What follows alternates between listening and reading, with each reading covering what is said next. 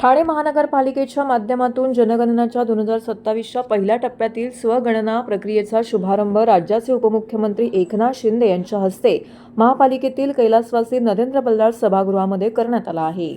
महापौर शर्मिला पिंपळकर व उपमहापौर कृष्णा पाटील यांनी स्वतः स्वगणना केली।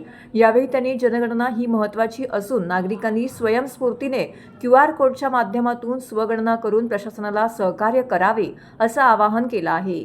जनगणनेबाबत जनजागृती करण्यासाठी केंद्र सरकारने मॅस्कोट तयार केले असून प्रतिकात्मक स्त्री आणि पुरुष यांचे कटआउट तयार करून त्यांना विकास व प्रगती अशी नावं दिली आहेत। घरोघरी जनगणनेसाठी येणाऱ्या प्रगणकांना नागरिकांनी सहकार्य करून आपली अचूक माहिती द्यावी। ती माहिती गोपनीय ठेवली जाणार असल्याचं आयुक्त सौरभ राव यांनी नमूद केलं आहे।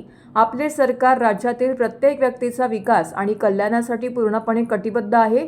हे साध्य करण्यासाठी विश्वसनीय आणि अचूक आकडेवारी हेच आपले सर्वात प्रभावी साधन आहे।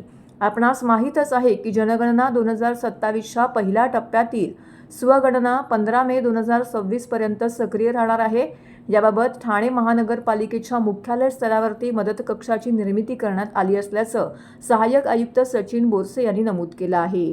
तसेच शहरात विविध ठिकाणी QR कोड लावण्यात आले असून QR कोड स्कॅन केल्यानंतर येणारी सर्व माहिती नागरिकांनी भरून स्वगणना करावी व स्वगणना केल्यानंतर नागरिकांना प्राप्त होणारा क्रमांक हा जनगणनेसाठी घरी येणाऱ्या प्रगणकांना द्यावा असंही बोरसे यांनी नमूद केलं आहे।